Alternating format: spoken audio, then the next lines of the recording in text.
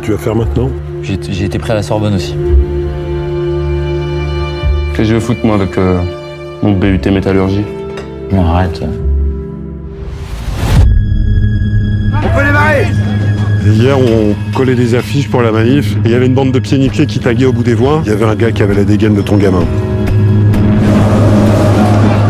Qu'est-ce que tu fabriques, Fous, hein? J'accompagnais des potes. C'est bien commencé, hein. Il y a des ténus. Hein. Il retourne la tête des gosses. Ça ne pas d'en faire ça là-dedans? Quoi qu'il y a des potes ultra. Non, c'est pas seulement des ultras. C'est bon.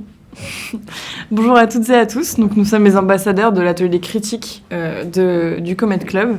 Nous sommes hébergés par la Comète qui se situe à Châlons-en-Champagne. C'est une scène nationale avec des spectacles de cirque, de danse, de théâtre, de magie et il y a aussi une salle de cinéma.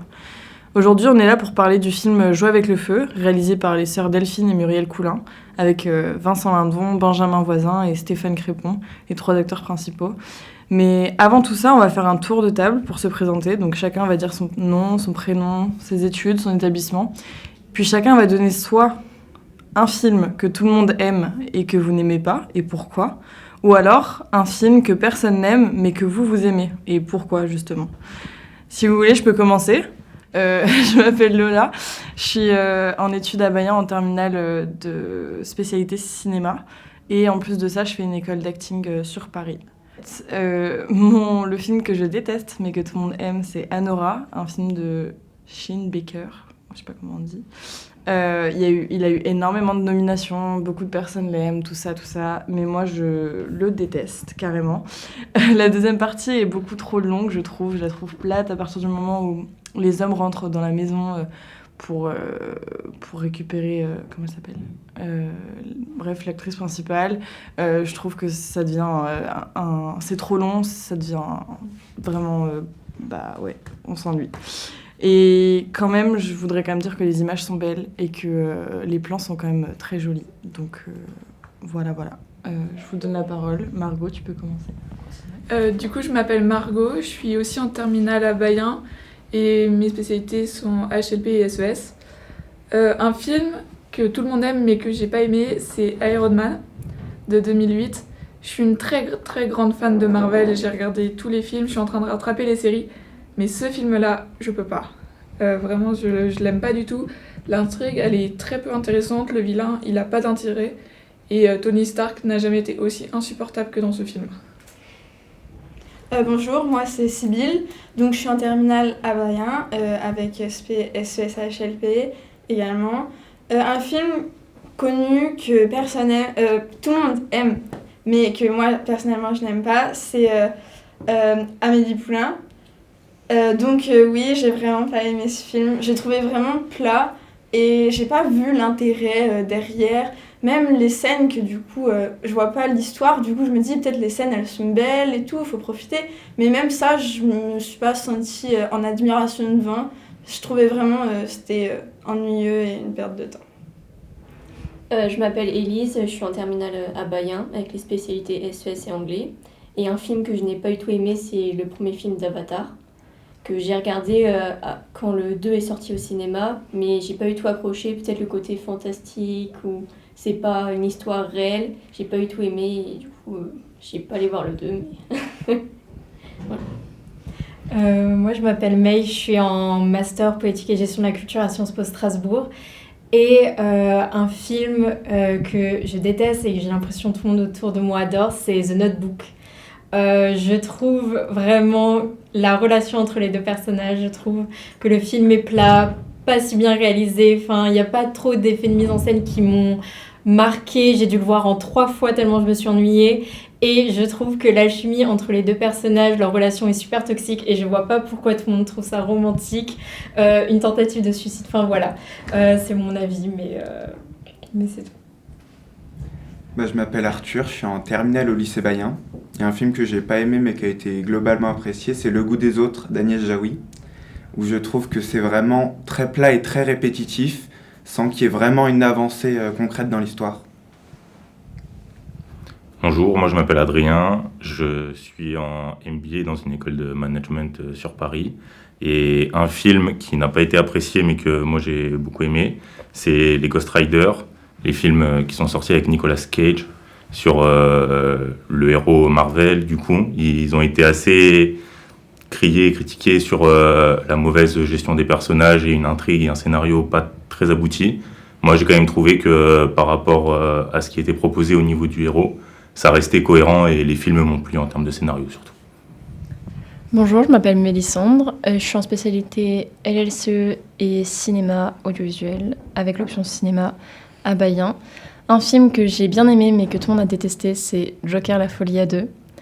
Alors je sais que ça a fait beaucoup débat, mais je trouve que le film, il est ce qu'il est et on peut pas retirer le fait que les acteurs ils sont bien, que les décors ils sont géniaux, même si l'histoire, c'est pas forcément ce à quoi on s'attendait.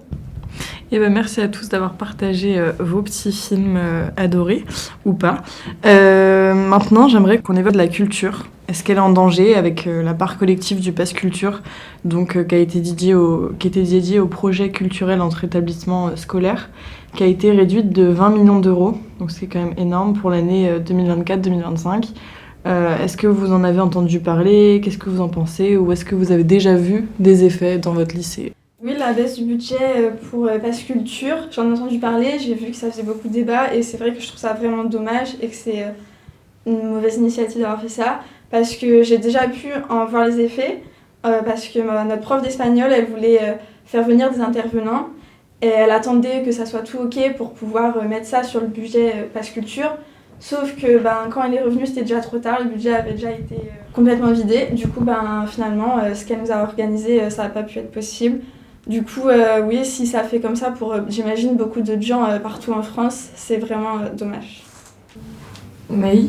À la Comète, on a vraiment vu les effets et aussi ce que j'ai trouvé vraiment malhonnête dans cette coupure de budget, c'est comment ça a été annoncé. En gros, nous, à la Comète, on s'est réveillé un matin et on a entendu des bruits de couloir du budget qui allait être supprimé et 2 jours après, le budget a été supprimé.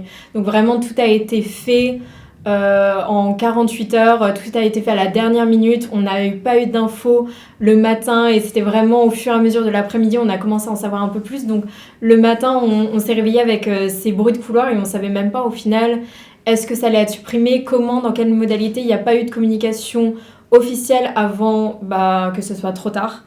Et donc, du coup, ça a été compliqué de devoir prévenir tous les établissements pour valider les projets. Donc, vraiment, c'était le fait que ça a été fait aussi soudainement, sans prévenir personne, qui, je trouve, une démarche vraiment malhonnête. Avec la spécialité cinéma, on a déjà pu aussi en voir les frais, c'est-à-dire que normalement, on fait beaucoup de sorties sur toute l'année.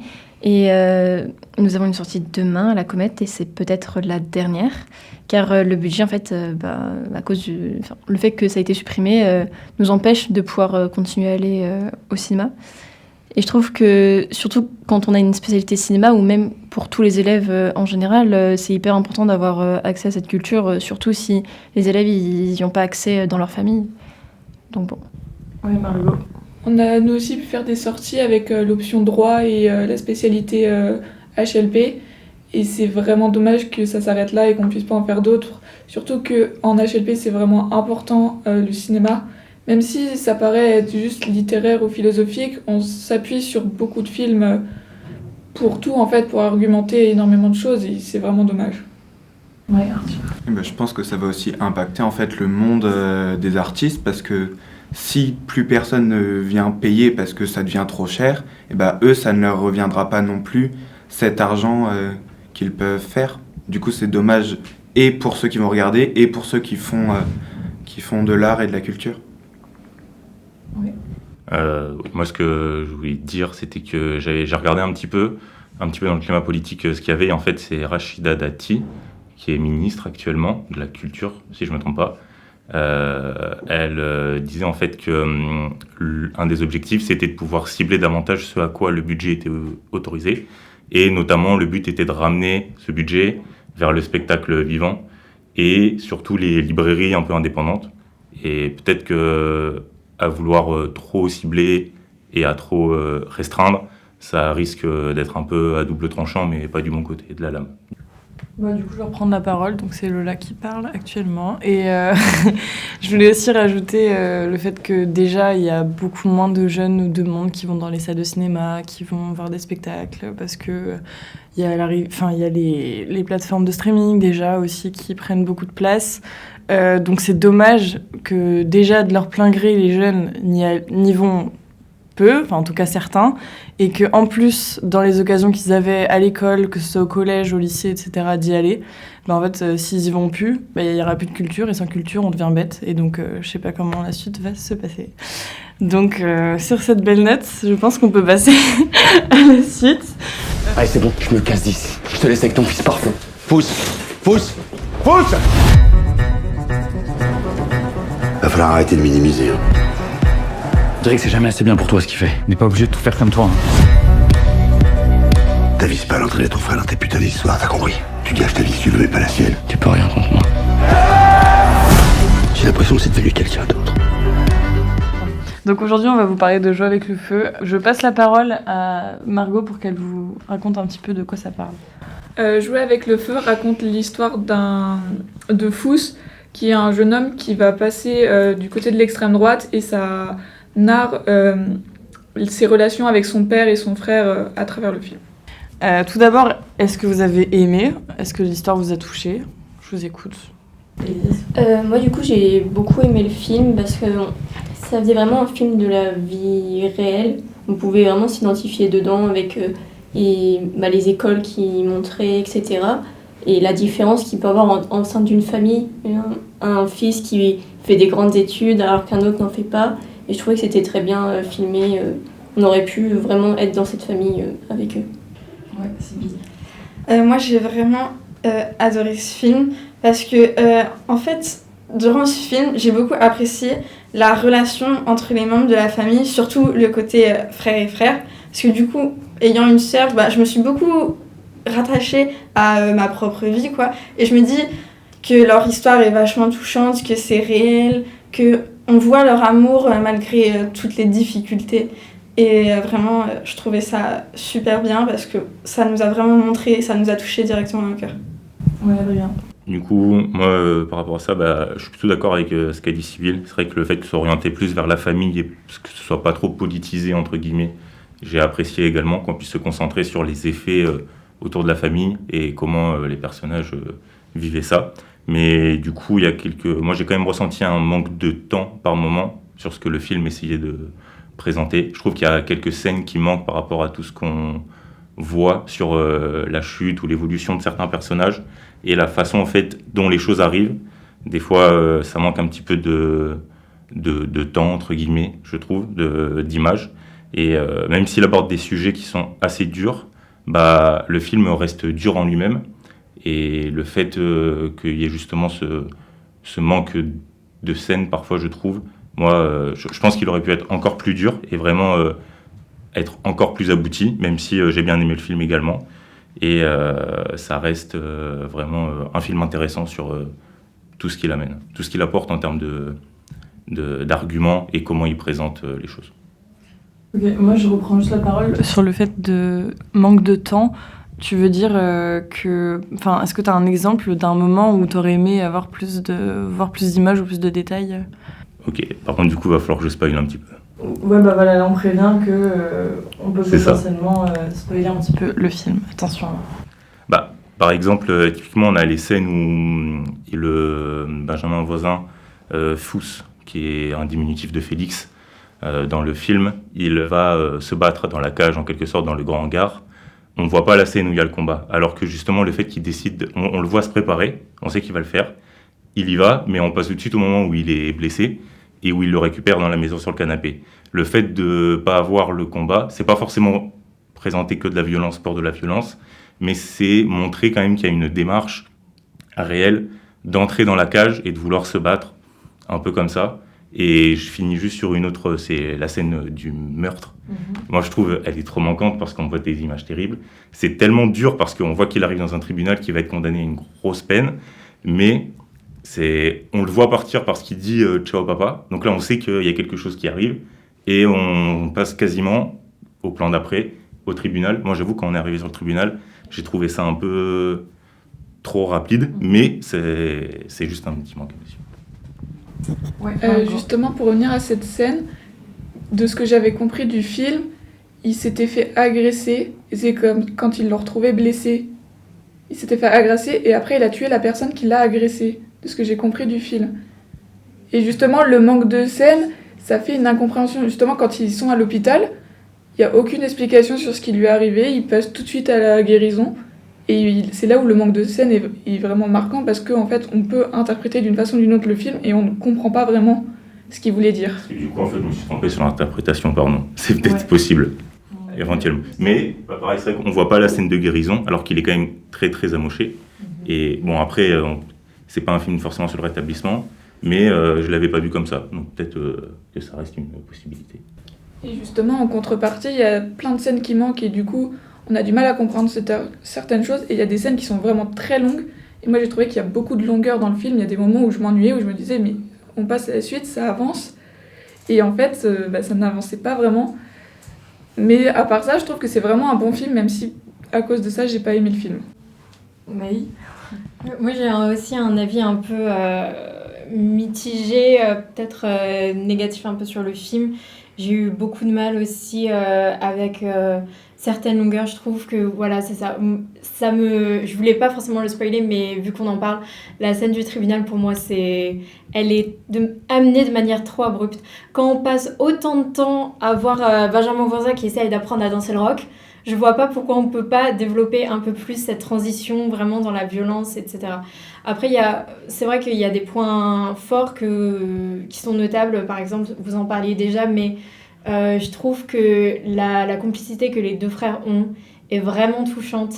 Et vraiment, le personnage principal, après, c'est peut-être...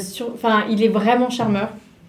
Et il y a vraiment ce truc on s'attache à lui malgré tout et on comprend son parcours et on a vraiment beaucoup d'empathie pour ce personnage, etc.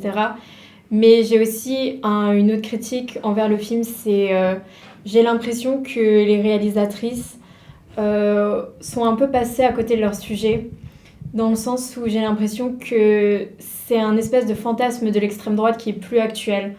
On a vraiment ce fantasme de l'extrême droite ultra-violente qui fait de la boxe dans des salles de sport cheloues, dans des usines désaffectées. Sauf que je pense que le problème, c'est que l'extrême droite, c'est qu'une minorité qui ressemble à ça et elle ne ressemble plus à ça aujourd'hui. Aujourd'hui, c'est des personnes normales qui n'ont pas forcément des tendances violentes. C'est juste des personnes qui se sentent pas écoutées, qui se sentent perdues et qui se tournent vers cette option, mais qui sont en soi pas des personnes violentes, pas des personnes haineuses. Et c'est un peu, c'est ça le problème, c'est que c'est des personnes un peu comme tout le monde. Et je pense qu'aujourd'hui, l'extrême droite, elle ressemble plus au portrait que le film essaye de faire. Et pour moi, ça fait un peu réalisatrices qui sont déconnectées et qui critiquent quelque chose dont, au final, elles sont pas forcément trop au courant.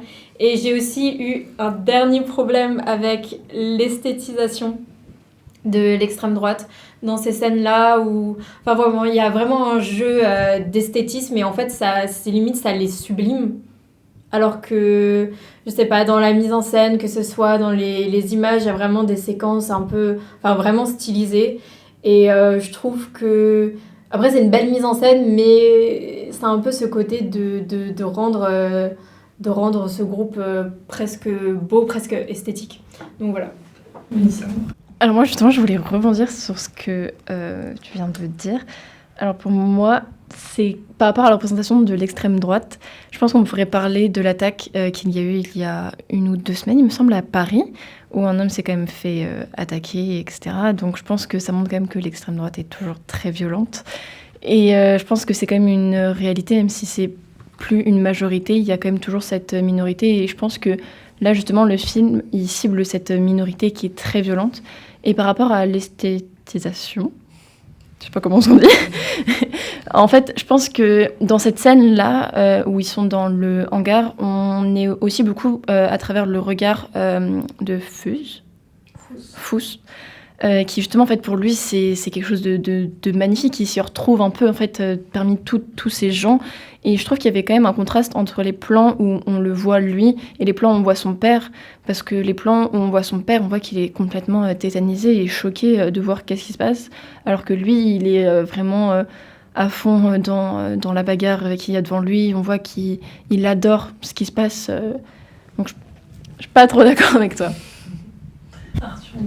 Mais justement, pour rebondir sur le fait que les réalisatrices sont un peu passées à côté, c'est qu'en fait, on comprend pas du tout et c'est pas expliqué comment il en est arrivé là, comment il en est arrivé à changer autant de mentalité.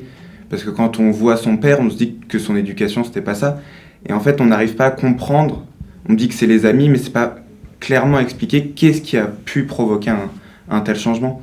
Du coup, ça, c'est un peu compliqué à comprendre. Je vais reprendre la parole. Moi, je vais aussi dire que j'ai adoré les alternances. Ouais, voilà, entre justement le fils qui fait sa vie de son côté et le père qui part travailler qui part travailler à la SNCF dans les trains, tout ça. Et en vrai, on se rend pas compte, mais on a vraiment beaucoup de plans à la gare, enfin sur les rails, tout ça, avec les fumigènes, la lumière, tout ça. Et il y a vraiment une différence de lieu, de mood, de tout ça. Et le père, du coup, on se doute de son orientation politique, son opinion, mais jamais il l'a montré, ou à aucun moment il a contré son fils contre ses opinions. Et c'est ça qui est intéressant, c'est qu'il l'a toujours fait en étant neutre, tout en défendant implicitement aussi ses valeurs. Et j'ai trouvé ça vraiment très très intéressant. Viens ici quand je te parle. Mais fais-moi confiance, pas, c'est pas ce que tu crois. Mais je crois rien, moi, je constate.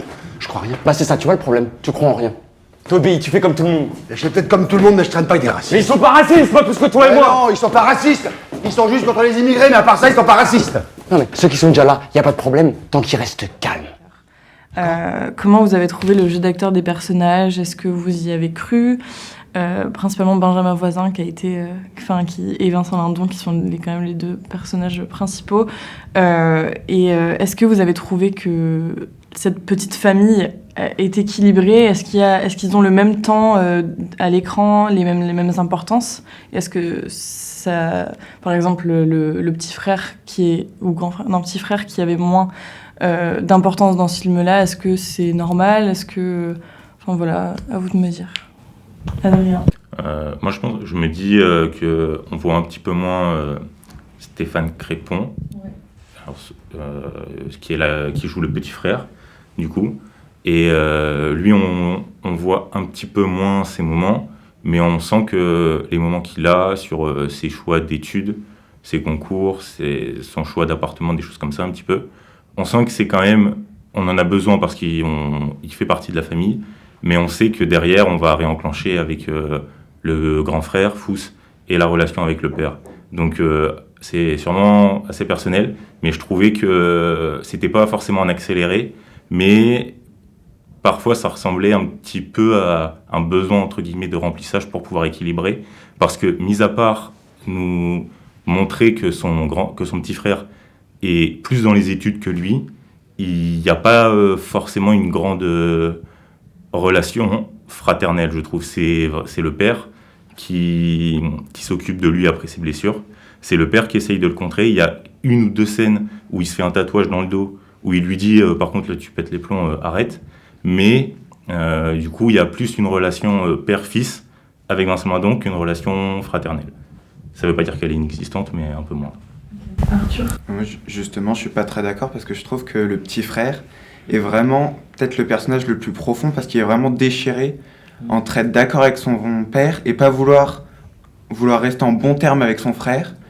Et vraiment, il doit continuer sa vie tout en sachant que son frère fait ça, mais il aime profondément son frère.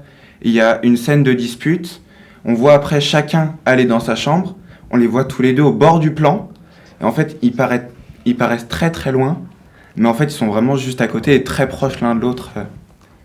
Ça, c'est vrai, c'est une belle scène, je suis d'accord. Mais surtout, il y a une différence de couleur. Fous, il est en bleu, et le petit frère, il est en jaune dans la chambre. Les rideaux, ils apportent une grosse couleur là-dessus. Et ça, c'est assez stylé. Et après, je suis plutôt d'accord, en soi. Mais le petit frère, il ne prend pas toujours, je trouve, le fait qu'il soit un peu en arrière-plan, c'est parce qu'il ne prend pas vraiment de décision par lui-même, ou du moins, il est quand même un petit peu influencé par le père, qui lui dit « il faut que tu continues ta vie, il faut que tu fasses tes études, non tu rentres pas, non tu fais pas ci, non tu t'occupes pas de ton frère, c'est moi qui vais le faire ». Donc après il écoute son père, on se doute bien qu'on va pas redéclencher un deuxième conflit entre familles, mais c'est vrai que c'est là-dessus où je trouvais que parfois il manquait un petit peu de temps et d'assurance entre guillemets, mais voilà. Ouais, Margot. Je pense que justement ce manque d'assurance, ça fait partie de sa personnalité et ça accentue en fait l'opposition entre les deux frères. On a le grand frère qui est complètement à côté des valeurs de sa famille, qui va dans un autre parti politique, qui fait pas beaucoup d'études, qui est vraiment à côté. Et on a le petit frère un peu parfait, qui fait des grandes études, qui est beaucoup plus calme, beaucoup plus posé. Et ça, ce contraste, il accentue en fait la personnalité et le côté violent de Fous. Ouais, Mélissandre. Donc pour rebondir sur ce que vous avez dit à propos de la relation fraternelle et le manque d'assurance du petit frère, je pense aussi que ça vient du fait que le grand frère, il a eu quand même une figure assez paternelle avec avec son petit frère lorsqu'il était plus jeune, car leur mère est à l'hôpital. Et je pense que c'est pour ça que le petit frère ne s'impose pas autant, parce que son frère, c'est comme lui qui l'a élevé pour une grande partie, car le père s'occupait de la mère. Et je pense que, en fait, c'est vrai qu'il a un manque d'assurance, mais je pense qu'il a un peu, il a cul entre deux chaises, comme on dit, parce que d'un côté, il a son frère qui a eu une figure, qui a été une figure un peu paternelle et qu'il aime beaucoup, et on voit que ça le déchire vraiment ce que son frère est en train de devenir. Et je pense qu'il y a aussi un changement à partir du moment où il fait ses études. On voit qu'il essaye de plus quand même le changer, même s'il ne veut pas le forcer, alors que de l'autre côté, il y a son père qui est la vraie figure paternelle et qui, lui, justement, veut le protéger. Je pense qu'il en a aussi conscience que son père fait ça pour le protéger. Ouais, c'est vrai que le petit frère, du coup, on ne voit pas trop à l'écran, mais moi, je le vois un petit peu comme la petite bulle d'espoir de la famille. Mais du coup, il est rare. Et en fait, quand il est là, il rapporte l'espoir, mais en même temps, le film, il n'est pas trop là pour forcément donner de l'espoir, parce que la réalité, c'est que les familles, dans une situation comme les leurs, elles réussissent pas souvent. Du coup, il veut se protéger. Il voit que même son frère, son grand frère, il lui souhaite de réussir. Donc leur relation, même s'ils sont pas d'accord, on voit la puissance, le lien qui sera jamais perdu, quoi. Du coup, même si il est pas très présent, je trouve que le lien, il reste puissant et fort, et que on voit que c'est un lien aussi qui réunit le fils aîné et le père. Ils veulent tous les deux la réussite du petit frère. Donc en plus, ça les réunit un peu sur un point, même si, c'est pas le point essentiel, mais voilà, c'est important, je trouve. Je vais parler du coup du jeu d'acteur des personnages, à mon avis. Principalement, Vincent Lindon et Benjamin Voisin sont absolument incroyables. Par exemple, quand Benjamin Lindon est... non, pas du tout, je viens de... c'est pas grave, ils sont quand même... voilà. Quand Benjamin Voisin est au tribunal dans sa petite pièce à lui, à un moment, il tombe en larmes, mais il fait claquer sa mâchoire, tout ça naturellement. Et dans un jeu d'acteur, c'est le truc le plus compliqué à faire, surtout quand ça vient spontanément.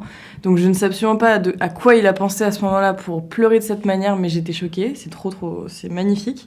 Et puis les plans du père qui est paumé, on voit tout dans ses yeux, son visage il se décompose, même au moment où il voit son fils amoché, à ce moment-là il y a du stress, mais en même temps il essaye de montrer que ça va bien se passer, tout ça. Et ça, c'est vraiment quelque chose de paternel, donc je pense que du coup il doit être père, donc forcément ça doit y jouer, mais leur jeu d'acteur en tout cas est très bien. Et puis même j'ai trouvé ça naturel. Là, il y a une scène du petit déjeuner là où il arrive, il embrasse son frère sur la tête, hop, il prend son truc, c'est très très naturel. Et il n'y a rien de faux, quoi. Voilà. Je pense que tout le monde est d'accord là-dessus. On peut peut-être aussi parler, j'ai déjà un peu parlé de ça, et aussi avec la scène où il y a les couleurs, le contraste bleu et jaune, on peut parler des lumières, des couleurs, des contrastes qu'il y a, quel sens ça a, comment vous interprétez ça, et aussi les étincelles au début du film. Il y a pas mal d'étincelles quand il est au travail, Vincent Lindon. Qu'est-ce que vous avez à dire là-dessus ? Ouais, Marie. Je trouve que c'est vraiment un des très gros points forts du film, c'est vraiment le jeu des couleurs. On voit que la chambre de Fuss, elle est rouge, ça représente vraiment le feu, le sang, l'extrême, etc. Et on a à côté le petit frère qui a sa chambre jaune, qui est plus dans le côté chaleureux, gentil, posé. Et on a le père qui est, si je me souviens bien, plutôt dans des tons assez sombres, notamment ses vêtements. Et on voit bien que lui, il est plutôt dans le côté un peu perdu, qu'est-ce qu'il doit faire par rapport à son fils, etc. Et je trouve que la façon dont les plans s'accordent par rapport aux couleurs, quand il y a justement les étincelles plusieurs fois dans le film, quand il y a les manifestations, etc., je trouve que c'est vraiment bien fait et que c'est un des très gros points forts du film. Adrien. Je suis assez d'accord en soi. Après, c'est vrai que sur les lumières, elles sont utilisées de façon, entre guillemets, pas exponentielle, mais elles avancent avec les événements. C'est-à-dire qu'au début, on commence avec la lumière des chambres, la lumière du salon, où il y a 2 lampes de chevet qui sont allumées, et c'est tout. Il y a rarement des grandes lumières qui éclairent toute une pièce. Et lorsque les événements avancent et que la situation s'aggrave, ils ont dans leur cuisine, qui donne sur un salon, ils ont c'est une grande vitre en fait, c'est une grande baie vitrée en quelque sorte, et donc ça peut faire passer beaucoup de lumière. Sauf que on a l'impression qu'il y a presque rien parce qu'au début ça reste assez marron de par les meubles en bois qu'il y a dans le salon. Et lorsqu'il y a à la fin du film, ils ont une marque d'assassin qui a été faite avec de la peinture rouge. Et même quand il nettoie, il prend un café avec Stéphane Crépon, le petit frère, qui en fait laisse projeter des sortes de lumière rouge. Et ça fait un peu, moi je me suis dit ça, mais ça va peut-être un petit peu loin, ça fait un petit peu comme si les personnages étaient ensanglantés par tout ce qui s'était passé et qu'au final ils n'avaient pas pu sauver leur fils. Donc moi je l'ai vu comme ça parce qu'il y a beaucoup de reflets, et les reflets en plus avec de la lumière naturelle, je pense que c'est très compliqué à avoir. Donc ça j'ai beaucoup aimé le choix des plans et le choix des lumières là-dessus, l'étalonnage, il n'y a vraiment rien à dire, j'ai trouvé ça très beau. Ça. Ouais, Mélissandre. Je voudrais parler de plusieurs scènes qui sont à certains moments du film, avec le père qui travaille et on voit qu'il utilise, je sais pas comment ça s'appelle, c'est une espèce de feu, oui voilà, un fumigène, merci. Et il y en a un au début du film, et après il y en a un, il me semble juste avant qu'on voit que le grand frère s'est fait totalement battre. Et je trouvais que c'était hyper fort, et il y avait aussi par rapport à ça les scènes où le grand frère danse, qu'on a au tout début et à la fin. Et je trouve que ça se faisait un peu écho, et même au début, il me semble qu'il y a une superposition de tout ça. Et je trouve que ça faisait un contraste parce que au niveau de la lumière, le fumigène était rouge, alors que le plan avec le grand frère qui danse était bleu ou gris, enfin, c'était vraiment une nuance assez foncée. Et je trouve que ça faisait un fort contraste entre tout ça, entre la violence et la tristesse, et le fait que l'histoire soit hyper sombre. Mais justement, en parlant de cette scène où il danse, je ne l'ai pas du tout noté, mais comment vous l'avez interprété, vous qu'est-ce qu'elle signifie, cette scène d'ouverture, et qui revient un peu plus tard vers la fin du film qu'est-ce que vous voyez de fou à ce moment-là, Mélissandre? Moi, je pense que c'est comme si ça pouvait peut-être représenter la scène où il s'est fait battre. C'est comme si quand on danse, c'est le corps qui s'exprime, et je pense que c'est son corps qui exprime toute cette colère, toute cette rage, parce que quand même quand il danse, c'est assez violent, c'est pas une danse classique, quoi. Donc je pense que c'est vraiment son corps et toute la haine qu'il a pu avoir, tout ce qui se passe en lui, avec le conflit avec son père, avec toutes les nouvelles idées auxquelles il adhère. Je pense que c'est tout ça qui s'exprime à travers son corps. C'est pour ça qu'il y en a un au début et un plus tard pour montrer un peu le reflet et l'écho des deux scènes. Moi, du coup, je reviens là-dessus. Moi, je pense que c'est aussi un rapport au fait qu'il y ait une volonté de liberté, une volonté de se sentir soutenu, peut-être une recherche de soi, une quête de soi. Et je pense qu'on a ouvert le film là-dessus pour montrer... parce que en soi, ça se suit.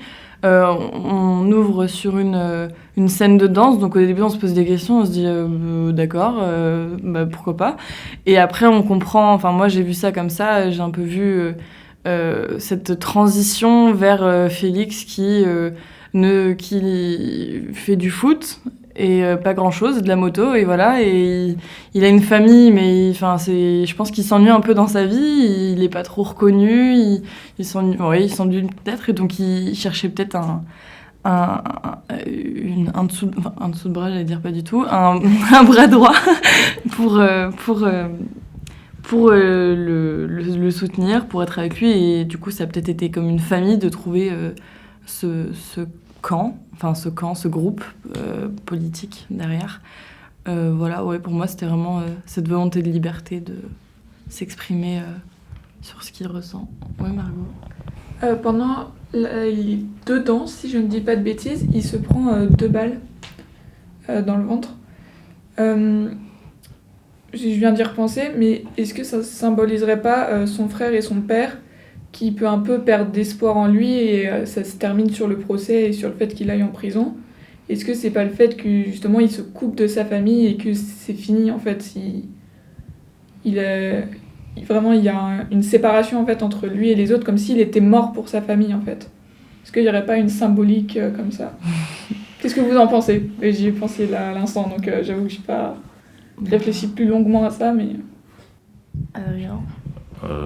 En soi, je sais pas si c'est ça, mais je pense que ça reste une interprétation qui est présente, parce que au final on interprète beaucoup dans le film, donc pourquoi pas. Après, d'autant plus qu'il y a la fameuse scène où il fait un sac, où quand même quand il est avec sa scie pour trancher la cage de foot, alors que c'est une cage, lui qui adore le foot, c'est une cage qu'il a depuis super longtemps, depuis qu'il est petit, donc il y est très attaché, il en fait une barre, et en faisant ça, il prend son sac et il dit « ciao papa », enfin « ciao pas ». Et je pense qu'il y a des moments comme ça, un peu comme l'exemple des balles que tu donnais, où on sent que les mots symbolisent vraiment quelque chose d'un peu plus grand, et quand il nous dit ça, on sait qu'il va se passer quelque chose, ou peut-être il va pas revenir, ou à ce moment-là on est un peu dans le flou, mais il y a un peu notre inconscient ou notre imagination, elle peut se permettre de prendre le relais à certains moments pour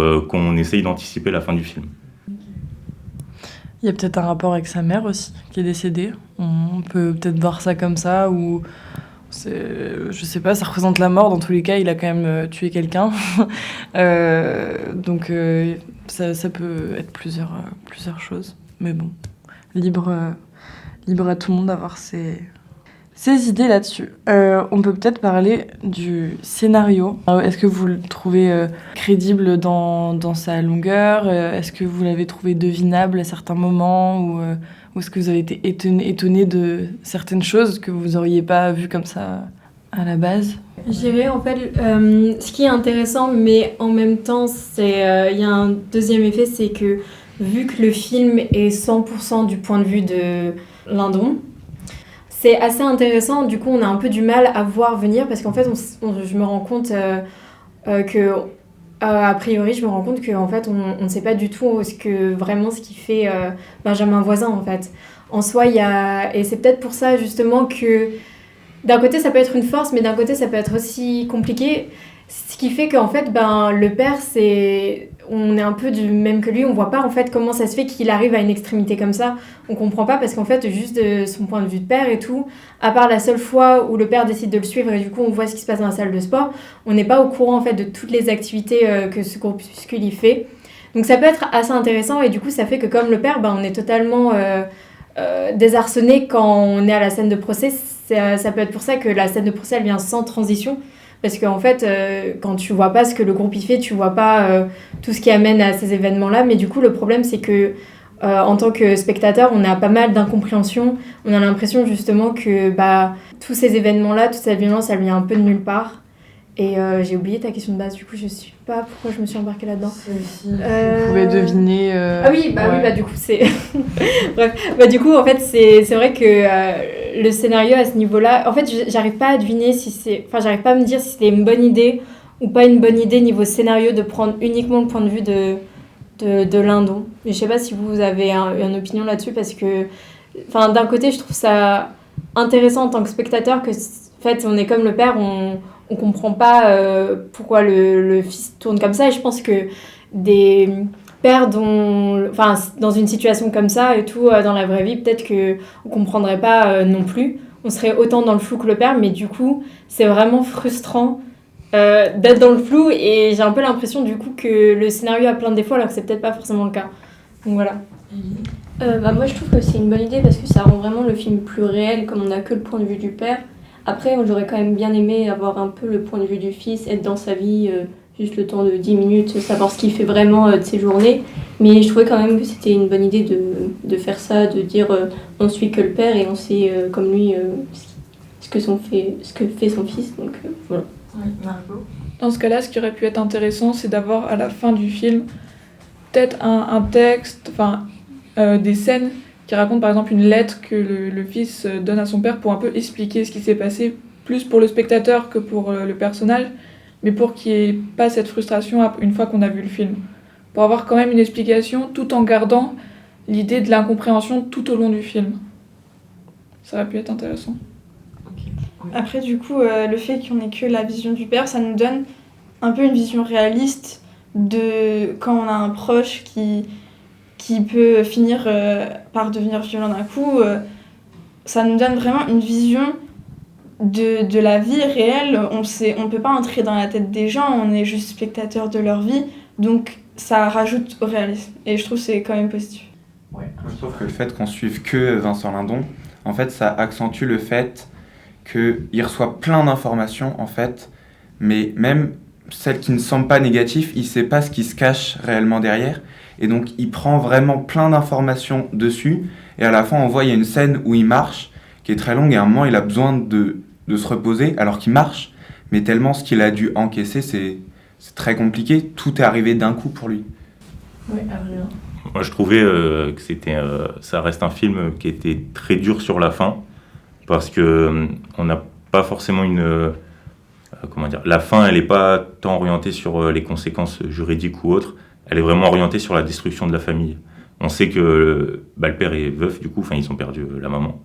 Et en fait, c'est assez dur de voir à quel point le fait de rejoindre ce groupuscule un peu comme ça, entre guillemets, ça a vraiment brisé toute la famille et la relation entre... parce que quand déjà, ils le perdent en termes d'orientation politique quand même, parce que c'est assez extrême à ce niveau, qu'ils le perdent en tant que fils, frère pour le petit frère, et pour Vincent Lindon qui est le père, vu qu'on suit tout de lui, justement, sur ce que tu disais, il a quand même perdu sa femme, son fils, et son deuxième fils a perdu son frère.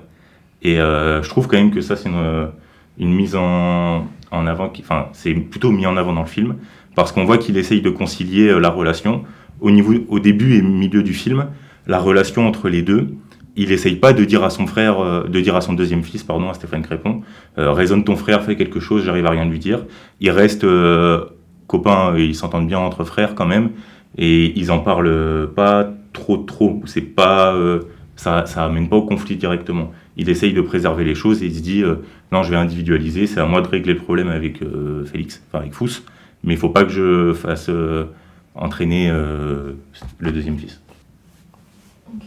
Moi je suis d'accord un peu avec tout ce que vous avez dit.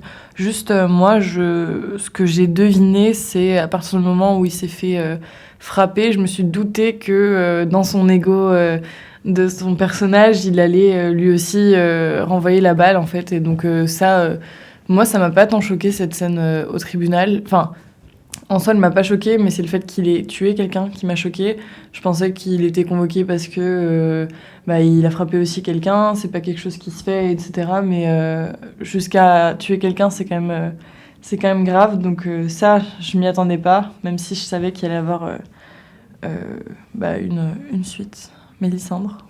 Justement pour rebondir sur le fait qu'il ait tué quelqu'un, au début je pensais aussi que ça serait juste des coups très violents qu'il allait vouloir se venger, mais pas non plus au point de tuer la personne.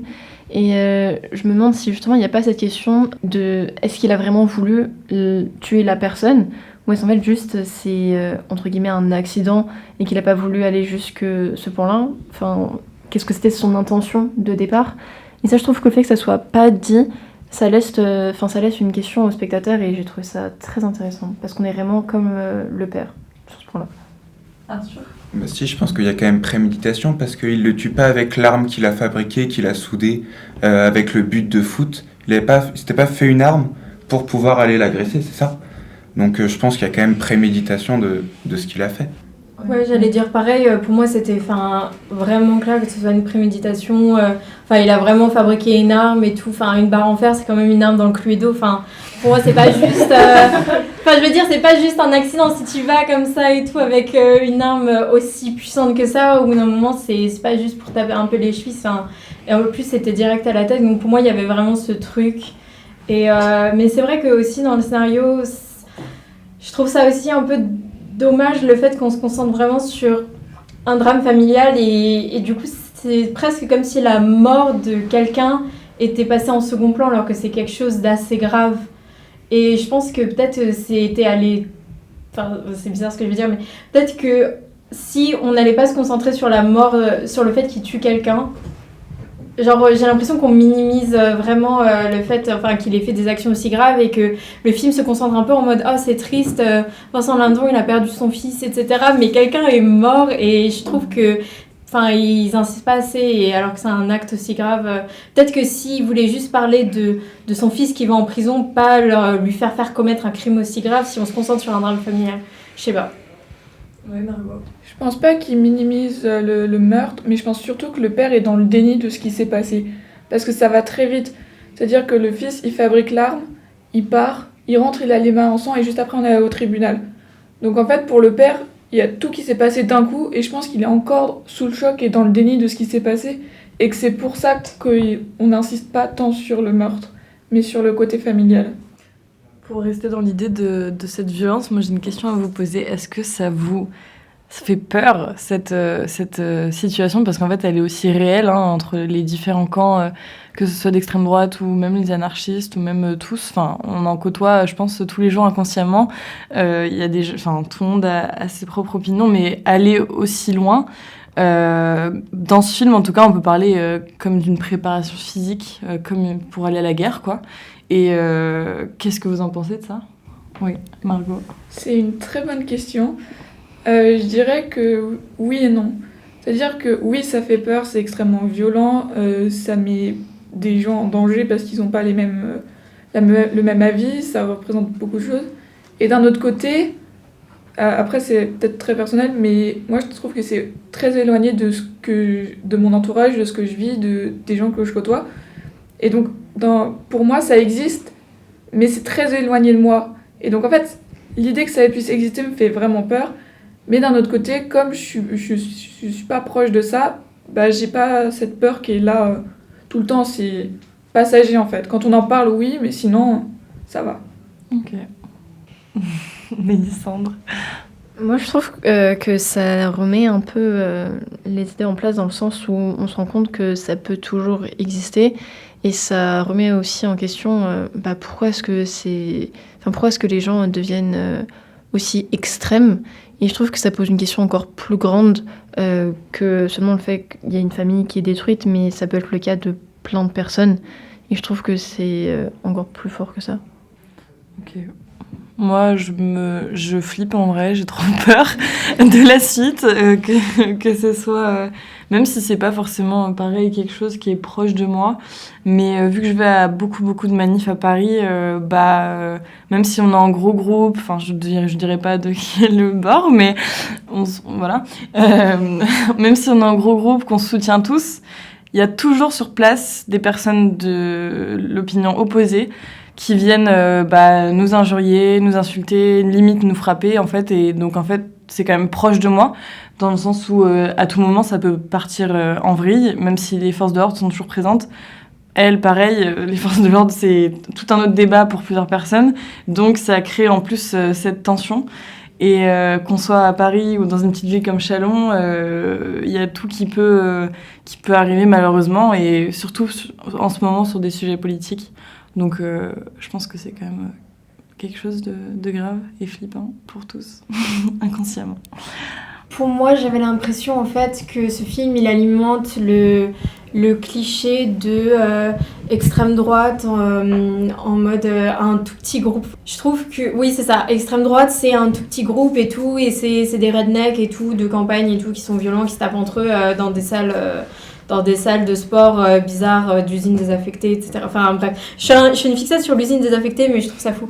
Mais alors que pour moi, ce qui est le vrai danger, ce qui fait vraiment peur, c'est que c'est des gens ordinaires aussi.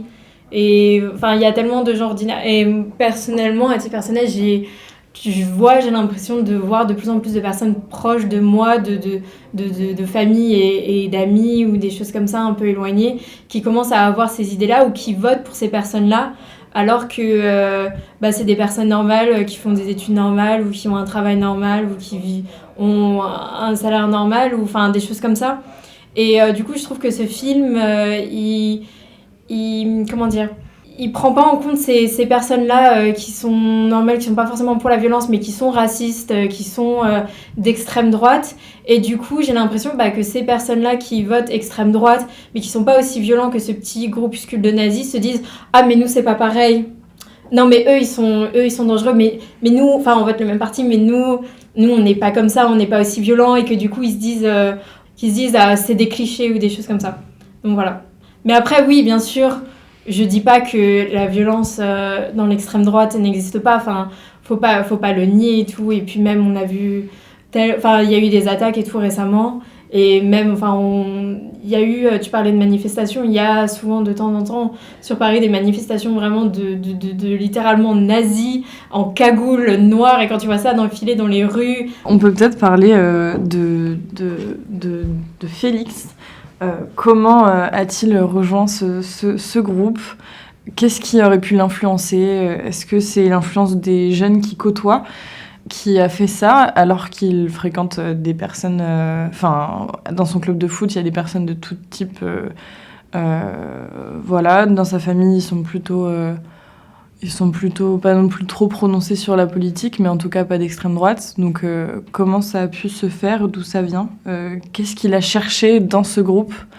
Est-ce qu'il a cherché une sorte de famille, être entouré, soutenu ? Je vous écoute. Ouais. En fait, tu vois, genre toutes les questions que tu poses, pour moi, c'est vraiment des questions ultra pertinentes auxquelles le film aurait dû répondre, mais qu'il ne répond pas parce qu'il est trop concentré sur Vincent Lindon, encore une fois. Et du coup, c'est ça, en fait, c'est ça ma grosse reproche et je trouve ça dommage. Parce que, en fait, ces questions, on devrait même pas se les poser, on devrait le comprendre en regardant le film. Voilà. Oui. Il y a un moment dans le film où je pense qu'il essayait de se justifier un peu. Il disait oui, on a essayé ça, ça n'a pas marché. On a essayé ça, ça n'a pas marché. Maintenant, j'ai l'impression qu'il est désespéré. Il essaye d'aller ailleurs pour trouver une nouvelle solution. Après, la violence, je trouve que c'est pas ce qu'il souhaitait, mais en fait, c'est une échappatoire. Il sait plus quoi faire, il veut se défouler, il se sent perdu. Il a rien d'autre à faire. Il fait du foot, donc il veut être sportif. Du coup, il se met à faire la bagarre. Mais sinon, je vois ça comme une tentative d'ouvrir une porte et d'essayer de tenter, de voir s'il y a une réponse, mais finalement, j'ai l'impression quand même qu'il voit qu'il n'y aura pas de réponse, même s'il essaye. Je pense qu'il a aussi un sentiment d'infériorité, parce que son père a sa vie, elle est faite, elle est accomplie, il a eu une femme, des enfants, une famille. Son frère, il va faire de grandes études, il part, et lui, il est tout seul, avec son petit BUT en Lorraine. Il est coincé là-bas, en pleine campagne, et il a rien. Et le fait de se battre, d'être avec l'extrême droite, ça lui donne un sentiment de puissance. Oui. Mais dernier truc, parce que c'est vrai que le film le soulève et c'est super intéressant ce que tu disais sur le fait que son argument principal, c'est le fait qu'on n'ait pas essayé l'extrême droite, etc., qu'on ait essayé la gauche, le centre, etc., mais pas l'extrême droite. C'est juste, je sors un peu du film, mais c'est juste le pire argument politique ever, parce qu'on voit bien que l'extrême droite, elle est genre au gouvernement aux États-Unis, au Brésil, dans beaucoup de communes en France. Enfin, c'est juste pour revenir sur le fait que beaucoup de personnes d'extrême droite utilisent cet argument en mode on l'a jamais essayé, alors qu'il y a plein d'exemples, et je parle même pas de l'exemple du XXe siècle, il y a plein d'exemples dans des pays ou dans des villes en ce moment qui essayent l'extrême droite, et on voit bien que au final ça apporte vraiment pas des politiques du tout positives pour toutes les catégories de population. Voilà. Question plus personnelle, est-ce que vous vous êtes déjà senti influencé d'un parti ou d'un autre, que ce soit sur les réseaux, que ce soit à la télé ou par vos amis ou pas, hein, ou dans la famille le dimanche après-midi quand il y a les repas de famille, est-ce qu'il n'y a pas le tonton qui a dit un truc et vous vous êtes dit « Ah, pourquoi pas ?» Donc allez-y, dites-moi. Ouais, Arthur. Généralement, oui, on est forcément influencé par tous ceux qu'on côtoie, par la famille. Souvent, on a l'impression de se ranger derrière les traditions familiales. Forcément, c'est quand même qu'on est influencé par le cadre familial, par notre cadre social aussi. Et donc, on ne peut pas dire qu'on est influencé par personne et qu'on fait nos propres choix complètement. Ouais. En parlant de persuasion, moi j'ai envie d'évoquer un peu les réseaux sociaux, parce que en fait, il y a aussi le fait que tu vas tomber sur des vidéos qui vont forcément vouloir te faire rester. Donc, tu vas forcément être influencé par ce qui va être proposé. Du coup, après, tu vas plus être objectif, c'est sûr. Tu vas forcément voir tous les points positifs de ce que tu regardes déjà. Donc, tu vas être convaincu que c'est la meilleure solution. Ou à l'inverse, tu peux voir des vidéos qui sont contre l'autre partie. Tu vas dire « Ah, c'est que de la merde, machin et tout », alors qu'il y a... Enfin, je sais pas, il y a des points positifs quand même. Mais du coup, ça va forcément te piéger. Et après, tu pourras plus être objectif, c'est sûr. En parlant des réseaux sociaux, je pense que c'est très important de parler de la manière dont tous les bords politiques s'emparent des réseaux sociaux. Et personnellement, j'ai jamais... ma famille et moi, on est quand même tous du même bord politique. Et j'ai jamais eu de soucis. Et j'ai jamais été, je pense, influencée par d'autres personnes que ma famille, parce que on a tous les mêmes valeurs. Mais je pense que ce qui est très important, c'est de parler de la manière dont les réseaux sociaux peuvent influencer les jeunes maintenant. On voit comment les personnes pas d'extrême droite s'emparent des réseaux sociaux, ou on voit même dans le film, sur les sites sur lesquels le grand frère est, tous les commentaires qu'on voit. Enfin, je trouve ça m'a vraiment choquée, parce que je me dis que ça existe quand même, et on peut le voir même rien que nous sur les réseaux sociaux, sans être sur des forums extrêmes. Et je trouve ça très inquiétant, et je pense qu'il faut réussir à regarder des vidéos de tous les bords pour après réussir à se faire son propre opinion si on n'a pas déjà nos propres idées. Et c'est très important, je pense, de sensibiliser tout le monde par rapport à ça et par rapport à cette utilisation des réseaux sociaux un peu comme de la propagande, selon moi. Moi, je suis un peu d'accord avec ce que tu dis, dans le sens où moi, pareil, je me suis jamais trop sentie influencée, que ce soit sur les réseaux ou quoi, mais je suis quand même consciente du degré de manipulation qui est présent, de tous les verbes d'action qui sont utilisés d'un parti ou d'un autre pour influencer. Ils font exprès de passer par des sujets qui peuvent nous intéresser pour qu'on se dise « Ah non, pas ça, touchez pas à ça, machin, machin ». Donc du coup, on se dit « Ah bah ok, moi je suis plus de telle partie », mais même des enfants de 12 ou 13 ans, je pense, ont déjà leur opinion politique grâce à TikTok, grâce à Insta ou même Twitter, tout ça, enfin X. Je pense qu'il ne faut pas qu'on banalise tout ça, même les commentaires, dans le sens où il y a une théorie qui s'appelle la théorie d'Overton, de la fenêtre d'Overton, où justement on dit plus on va banaliser, plus on va juste être choqué pendant 10 minutes, oh là là, il a fait un salut nazi à la télé, ok, bon on passe à autre chose, de toute façon il est juste grave ce mec, ok, mais donc du coup si on banalise à chaque fois, après on va banaliser des choses horribles, encore plus, enfin de toute façon voilà, tout est grave actuellement, et donc je pense qu'il faut juste qu'on fasse attention comment on s'informe, à ce qu'on regarde, à ce qu'on entend, et qu'on ait des bonnes sources, et qu'on ne baisse pas les bras aussi. Voilà, ouais, Adrien. Après, peut-être un peu plus sur la question qui était posée. Ce qu'il y a, c'est que quand on se dit qu'on est peut-être influencé par les réseaux sociaux, la famille, des choses comme ça, c'est aussi à chacun. Bon, après, quand on est plus jeune, voire plus petit, c'est différent. C'est vrai que c'est pas pareil. Mais quand on est un peu plus grand, on peut aussi se permettre de réussir à prendre du recul sur pourquoi est-ce qu'on va nous présenter ça.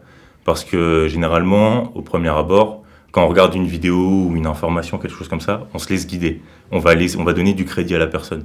Même si un membre de LFI va regarder un discours du RN, par exemple, il va quand même, entre guillemets, lui donner le temps de parole pour comprendre ce qu'il veut dire. À moins vraiment où on sait que certains vont dire non, c'est bon, je zappe. Mais à partir du moment où on essaye de prendre de l'information, on peut se dire que ça rentre déjà dans notre cerveau, et en fonction de si on décide d'être d'accord ou pas ou de rejeter, là par contre c'est plus notre esprit de critique, et c'est un peu ce qu'on pense qui va prendre le relais. Mais c'est nous qui allons nous poser les questions et se dire que par nous-mêmes, par rapport à ce qu'on sait ou ce qu'on sait pas, eh ben, on peut, nous, de notre côté, réussir à contredire ce qu'il dit, et que c'est pas parce que quelqu'un le dit sur un grand estrade devant plein de personnes que c'est obligatoirement la vérité absolue et qu'elle doit être appliquée comme un principe objectif, universel en quelque sorte. C'est un peu différent, mais aujourd'hui c'est plus compliqué, peut-être parce que les médias ils prennent bien le cerveau aux gens avec des bons systèmes de marketing pour bien envoyer de la dopamine au cerveau. Ils ont bien compris comment ça fonctionnait là-dessus, mais je pense qu'on peut quand même réussir à garder le contrôle, mais ça demande d'avoir un bon sang-froid entre guillemets quand on regarde quelque chose ou quand on tombe sur une vidéo ou autre. Mais c'est vrai que c'est pas simple aujourd'hui. Je suis d'accord avec toi. Merci. On peut aussi se poser plusieurs questions, enfin deux. Tout d'abord, on peut se demander si ce film pourrait être une influence ou avoir un impact sur les mentalités actuelles, juste en le regardant. Et deuxièmement, est-ce que le cinéma en général pourrait avoir un impact politique ou autre sur les idéaux? Je vous laisse me dire. Ouais, Élise. Moi, je trouve que ça nous permet quand même de réfléchir sur le sujet, dire peut-être que vraiment rapidement on peut changer de bord politique ou devenir vraiment violent. Et oui, je pense que ça peut vraiment faire réfléchir les gens, mais ça ne fera pas changer les esprits. Pour moi, ça ne fera pas changer les esprits, mais ça peut faire réfléchir. Je pense un petit peu sur la question si on avait d'autres exemples et tout ça. Est-ce que ça peut faire réfléchir? Ça dépend des gens. Là-dessus, il y en a qui sont convaincus, d'autres qui se laissent convaincre, peut-être. Ça dépend. Mais je pense quand même que le cinéma, là-dessus, il peut avoir un gros rôle. Parce que j'ai souvenir du film Bac Nord de Cédric Jiménez. Au Festival de Cannes, les journalistes lui avaient dit... En plus, il est sorti juste avant les élections, je crois. Et il lui avait dit, mais moi, quand je vois le film, on va voter Marine Le Pen, on va voter RN, en fait. Et ils étaient désemparés à la conférence. Ils étaient vraiment en disant non, mais c'est un film, déjà. Et bon, même si c'est inspiré de faits réels, ça ne veut pas dire que c'est la réalité pure et dure, absolue. Et du coup, ils étaient plus en train de défendre leur film en disant non, mais nous, c'est pas un film pour l'extrême droite, que de parler réellement du film et sur comment ça s'est passé, pourquoi les personnages vivent ça. Et au final, ça montre que... Bon, alors après, c'était très en vogue, mais la politique quand un film parle de politique, la politique peut vite prendre le dessus sur le cinéma, et non l'inverse. Alors que des fois, on aurait pu dire, c'est un film qui présente des arguments où on sait que l'extrême droite va les exploiter, parce que ça les sert, mais ça reste un film, ça reste tout de même une fiction, enfin je veux dire, même si c'est inspiré de faits réels, il faut aussi savoir prendre du recul en disant que quand même, on ne peut pas arriver et prendre pour argent comptant la totalité du film et s'en servir comme des arguments politiques juste parce que ça nous arrange. C'est de la démagogie absolue, je trouve. En fait, l'exemple de Bac Nord, je trouve il est super intéressant parce que c'est vraiment comment déjà une idéologie va faire de la récupération politique, mais aussi en fait ça pose la question du fait que le cinéma est politique ou non, et ça pose aussi la question des intentions du réalisateur versus le produit final. Et c'est pour ça, je pense que le réalisateur, peut-être qu'il ne voulait pas du tout faire un film sur l'extrême droite, enfin un film qui soit... qui défendent les mêmes idéologies et qui pourraient être récupérées par l'extrême droite, mais au final, le produit final, il a donné ça, et en fait, c'est au réalisateur de faire attention aux messages qui peuvent se glisser derrière un film, et à partir du moment où, de toute façon, on le montre au public, il va être interprété, récupéré, etc. Et ça, c'est la force et la faiblesse du cinéma, c'est le fait que le cinéma, qu'on le veuille ou non, c'est politique. Et je pense que par rapport à Jouer avec le feu, un film qui je trouve très intéressant sur les mêmes thématiques, c'était American History X, qui est un peu plus vieux, mais c'est aussi... c'est les mêmes thématiques, c'est l'extrême droite, c'est le point de vue de la famille, parce qu'on a aussi un frère, on a aussi la relation entre deux frères, sauf que lui, il revient de prison. Et donc voilà, c'est aussi très bon film et tout, si vous voulez vous renseigner sur l'extrême droite et tout ça. Oui. Je pense aussi sur un autre film plus récent, The Apprentice, avec Sebastian Stan et Jeremy Strong, qui a des nominations aux Oscars sur les acteurs et tout ça. Et dans un pays sur ce film sur Trump, on va dire que c'est pas un film élogieux pour une campagne politique. Et pourtant, Trump est bien passé, il est assez, entre guillemets, adulé quand même. Aux États-Unis, ça se passe plutôt bien pour lui en termes de politique. Mais par contre, on peut voir aussi comment est-ce que le cinéma peut répondre face à un président qui est revenu au pouvoir. Et est-ce que s'il donne des Oscars ou pas, bon après, des fois on dit que si on donne des Oscars, est-ce que c'est politique? S'il donne un Oscar au réalisateur ou à Sebastian Stan, par exemple, des choses comme ça, il y a plein de choses qui peuvent être politisées. Et même au César, il y a quelques années, c'était le cas avec le film de Roman Polanski. J'accuse, merci, exactement. J'accuse, c'est ça. Et typiquement, c'est des exemples où la politique, elle prend bien le dessus quand même. Oui, Sandra. Après, je pense, par rapport à tout ce que vous avez dit, il y a quand même cette question de est-ce qu'on va réussir à amener les personnes dans les salles de cinéma, quel type de public est-ce que ça va toucher? Est-ce que justement, en fait, les personnes qui vont aller voir le film vont se remettre en question, ou est-ce que c'est les personnes qui, entre guillemets, doivent se remettre en question qui vont aller voir le film? Je pense que c'est compliqué aussi par rapport à l'accès à ce genre de film. C'est plus souvent qualifié de film, entre guillemets, d'auteur, que les personnes ne vont pas forcément aller voir parce qu'ils préfèrent aller voir des blockbusters. Donc je pense que le cinéma est politique, mais parfois aussi il y a ce souci de est-ce qu'on va réussir à attirer le bon public et à viser le bon public. Oui. Après, même les blockbusters, ils sont politiques en soi. Genre, quand on prend l'exemple du premier Iron Man, il y avait... Enfin, si je me souviens bien, c'était il y a longtemps, mais le premier Iron Man, il y a tout ce truc des États-Unis qui fournissent une arme. Enfin, il y avait vraiment un truc avec les groupes terroristes, etc. Et c'était un peu une réponse à la politique de Bush et tout à l'époque, de fournir une arme et tout à un groupuscule, et au final, ça devient un terroriste, alors qu'on pensait qu'on fournissait des armes pour la liberté. Enfin, des choses comme ça. Donc même les plus gros blockbusters, et je pense qu'aujourd'hui Marvel, on peut pas imaginer plus blockbuster que cela, ils sont toujours déjà ancrés dans une époque, et ils ont toujours plus ou moins un message politique. Voilà. Après, je pense qu'il y a la question aussi qui se pose, c'est est-ce que les personnes vont comprendre le message? Pour finir, on peut peut-être faire un tour où chacun donne une recommandation culturelle, que ce soit un livre, un film, une série, une pièce de théâtre, peu importe. Donc je peux commencer. Je suis allée, du coup hier, on a pu voir À bicyclette, un film de Mathias Mekuz. Je suis désolée si tu m'entends. Je sais pas dire, mais ce film est incroyable. On va rencontrer son réalisateur dimanche 9. Et on va lui faire une interview, etc. pour ceux qui sont présents, donc c'est super. Et c'est vraiment un film tout autant comique qu'émouvant, mais j'aimerais mettre l'accent sur l'émouvant. Je trouve qu'il reste quand même plus émouvant que comique. Même s'il est très drôle, j'ai pleuré je ne sais combien de fois, alors que je pleure très peu. Donc voilà, oui. Alors, je comptais présenter À bicyclette également. Et du coup, je vais présenter une saga de 6 livres, dont le dernier tome sort en juin, qui s'appelle Vampiria de Victor Dixon, qui est un auteur français. On est dans un monde alternatif où le roi Louis XIV a été transmuté en vampire et où il règne en tyran sur toute l'Europe et une partie des Amériques. Et 3 siècles après sa transmutation, on va suivre le personnage de Jeanne, dont toute la famille a été massacrée, et elle décide d'infiltrer la cour de Versailles pour assassiner le roi. Voilà. Donc je vous le conseille, c'est vraiment une très très bonne saga. Alors moi je vais vous recommander un film que j'ai adoré, qui est Anatomie d'une chute.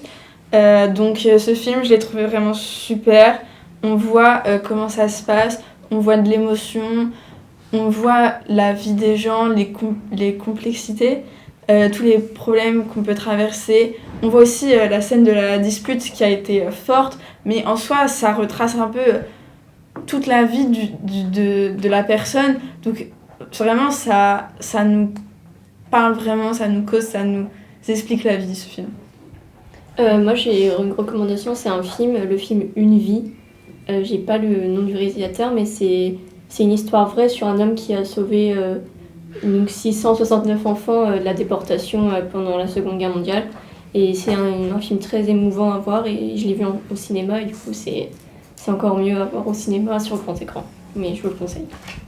Et du coup, si vous cherchez une série drôle, courte, avec un concept un peu innovateur, il y a Jury Duty sur Amazon Prime, qui est le concept, c'est en gros un documentaire sur la vie des jurés dans un procès américain, sauf que en fait tous les personnages, toutes les personnes, que ce soit les membres du jury, le juge, etc., tout le monde est des acteurs, sauf un membre du jury qui croit que c'est un vrai documentaire.